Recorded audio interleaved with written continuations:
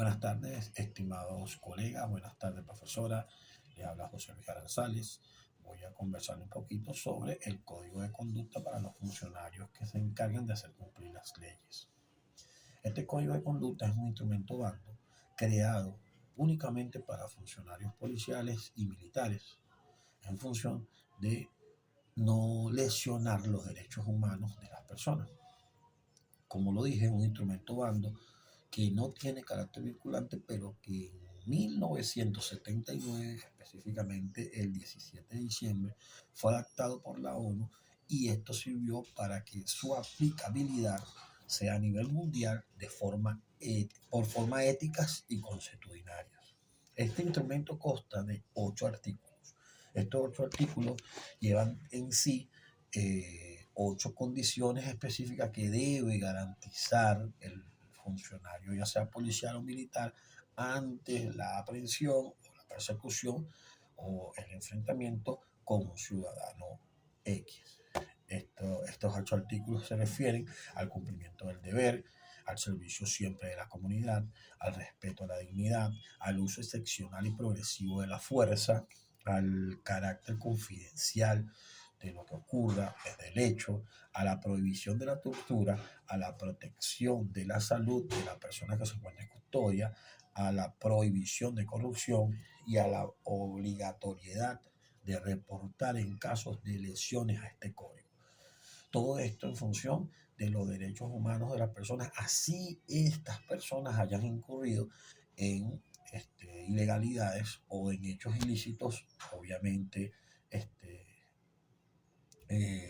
obviamente justiciables. Eso es todo lo que tengo que decir sobre el código. Muchas gracias por su atención. Buenas, mi nombre es Nereida Rodríguez. Yo pertenezco al grupo número 3. Voy a explicar el tema número 2 del Pacto de San José, en la cual voy a explicar un resumen. Tenemos que la Convención Americana sobre los Derechos Humanos, llamado Pacto de San José, fue suscrita tras la Conferencia Especializada Interamericana de los Derechos Humanos, en fecha 22 de noviembre de 1969 en la ciudad de San José de Costa Rica, y entró en vigencia el 18 de julio de 1978.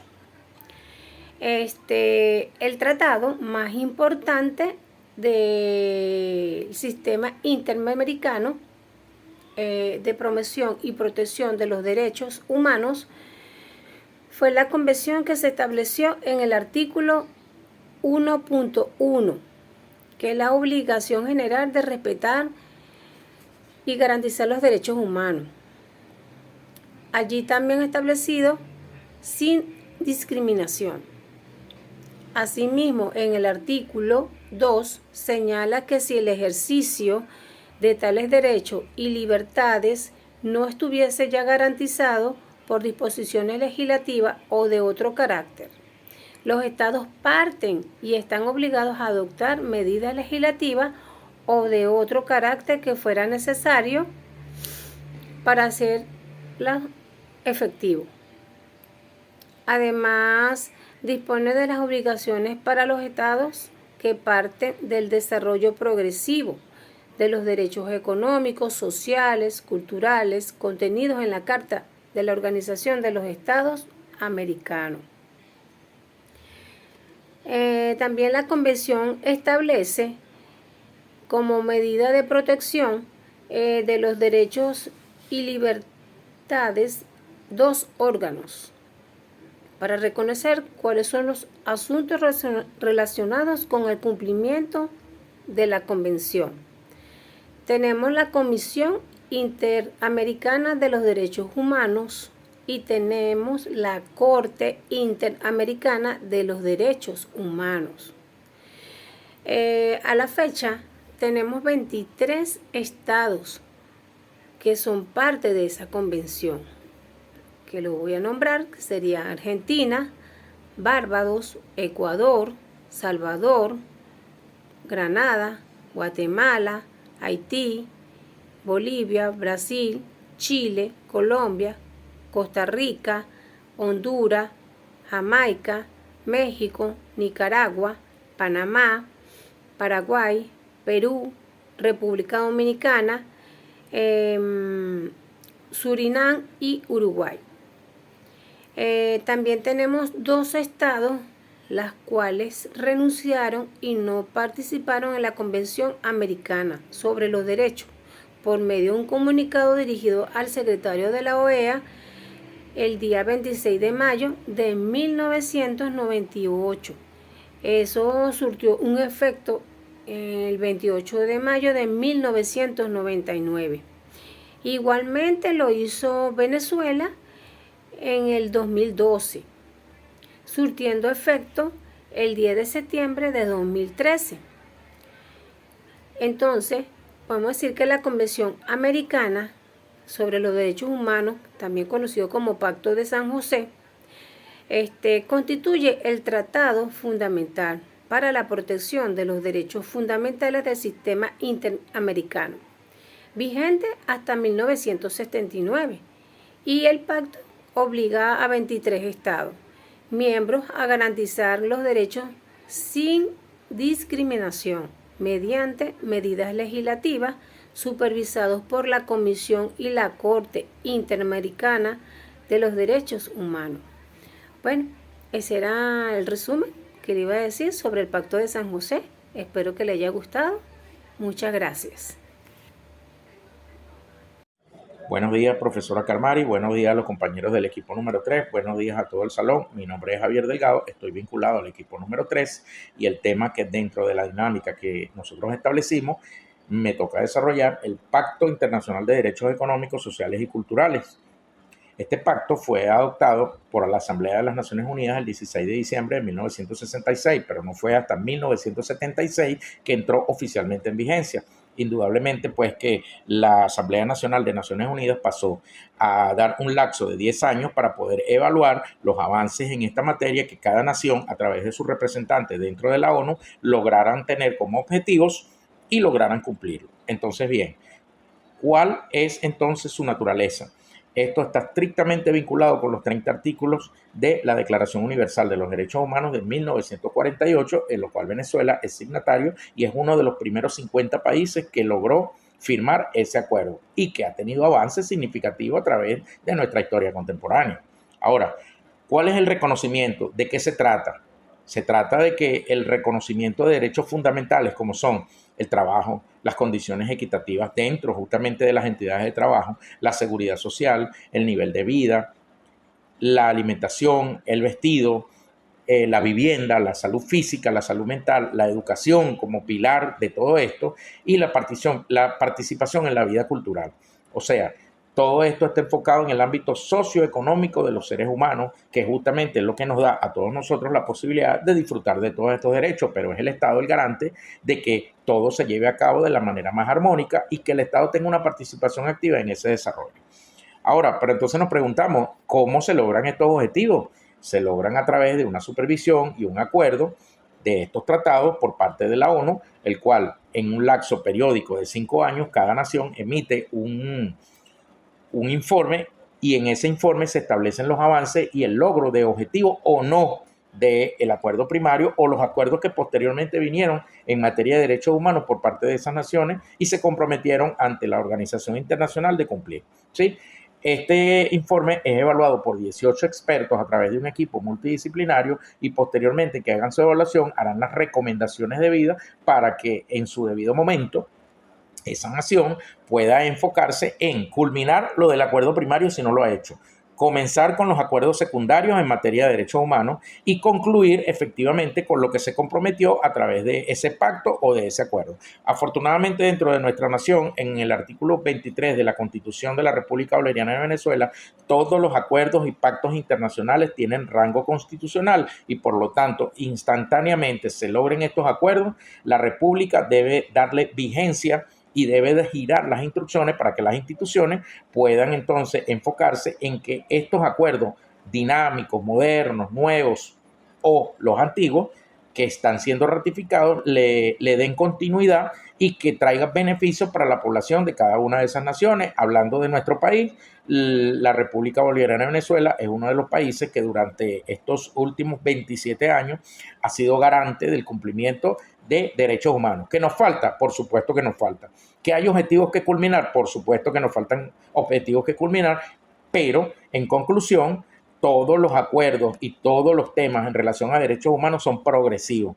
Por lo tanto, tenemos todavía y entramos en el rango de los países que está en desarrollo de todo este tipo de actividades y todo este tipo de compromisos con nuestros programas sociales a través de nuestras instituciones, cumpliendo cada uno de los objetivos según el aspecto económico, demográfico, el aspecto político, el aspecto inclusive geográfico de nuestra nación.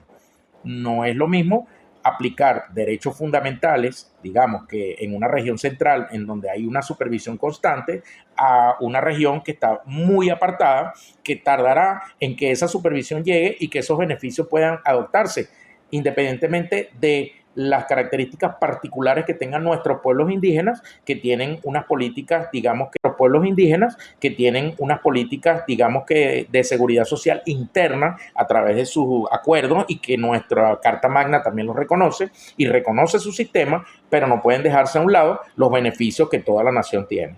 Esa es mi exposición, espero que sea de utilidad para los oyentes y que en un futuro nosotros podamos socializar este tema y que todos tengamos la unificación de criterio con relación a este tipo de acuerdos internacionales. Muchísimas gracias, espero que les sea de utilidad, que tengan buen día. Ok, buscar el equilibrio que corresponde para evitar las situaciones entre los países, que no entre en un conflicto que los pueda llevar a las guerras entre países. Bueno, esta organización de la OEA, que está en la Comisión Internacional de los Derechos Humanos, tiene 34 miembros.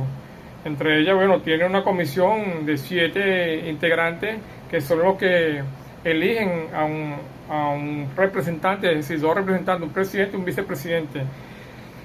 Ellos se eligen anualmente en, bueno, lo que son dentro de sus funciones para delegar la representación que va a dirigir esa organización. Dentro de su competencia, bueno, tiene un rol muy importante, un órgano de promoción y de protección. Sus competencias principales, bueno, son las que ya mencioné en cuanto a lo que es la observación, promoción, monitoreo de la situación de los derechos humanos, realizar visitas, inspecciones individuales, incluso colectivas, y investigar las denuncias que se le hacen a esta organización, ya sean individuales o grupales, pues, organizaciones. Entre esas, bueno, las peticiones individuales que también están dentro de sus elementos para que el buen funcionamiento tenga esa condición y esa validez. Bueno, como bien hice referencia, dentro de la competencia, bueno, están las observaciones, realizar visitas, sistema de peticiones individuales o grupales. En conclusión, bueno, esta organización tiene como competencia dentro de lo que son los países que están suscritos, que son los 34 países que ya hice mención en el otro video. Y bueno, se tienen que poner a derecho, tratar de controlar las situaciones que pueden estar presentando los gobiernos, como ha sido incluso el gobierno de Israel contra Palestina. Ejemplos como ese, donde lamentablemente se les han violado los derechos humanos a ese pueblo de Palestina con esa guerra que tiene sin sentido. Bueno, dentro de las convenciones americanas de los derechos humanos, bueno, el Pacto de San José, que fue adoptado en 1969 y que todavía tiene vigencia desde 1978. Vuelvo y repito, son organizaciones necesarias e importantes que deben de tener y seguir teniendo credibilidad para poder cumplir sus objetivos principales, que es tratar de evitar situaciones de violaciones de los derechos humanos de los países donde están suscritos. Bueno, un abrazo, espero que este pequeño resumen sea necesario para la comprensión de su materia, profesora. Un abrazo. Feliz tarde. Saludos, buenas tardes, profesora Carmari, siendo hoy 12 de julio. Bueno, me corresponde tocar el tema de derechos humanos, lo que son sus competencias, la Comisión Internacional de los Derechos Humanos. Mi nombre es Juan Carlos Alviares, soy del grupo número 3. Y bueno, partiendo del artículo 19 de nuestra Constitución, que hace referencia, para entrar un poco en materia, ser lo más objetivo por lo complejo que es el tema de los derechos humanos.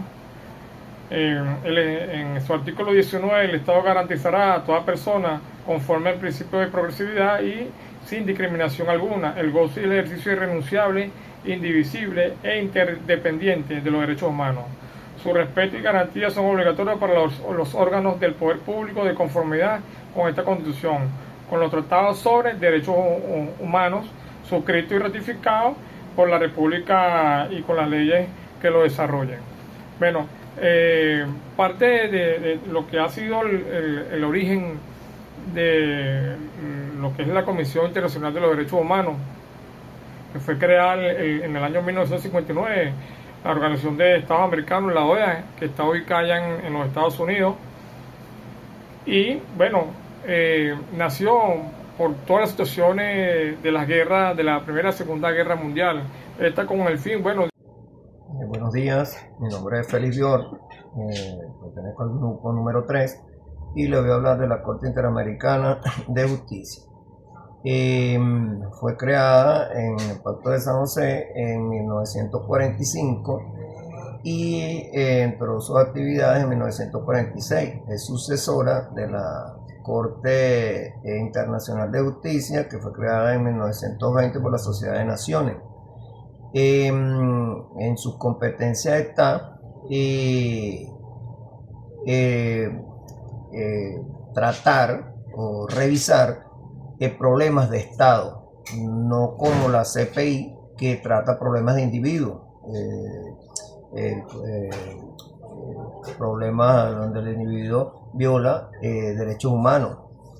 Ella trata problemas de Estado como problemas limítrofes, lectura de tratados o darle comprensión a los tratados internacionales, y la activan los Estados miembros de la ONU. Tenemos el caso puntual de nosotros, que la problemática que tenemos con Guyana, donde está siendo dirimida por este órgano. Sus dictámenes son vinculantes, los estados tienen que cumplirlo. La Corte es un órgano que tiene disciplina, tiene que tener un carácter de poder, donde los miembros que soliciten su intervención deben someterse a toda la experticia que ellos le pidan. Entonces es un órgano bien completo y que ha traído tranquilidad al tiempo.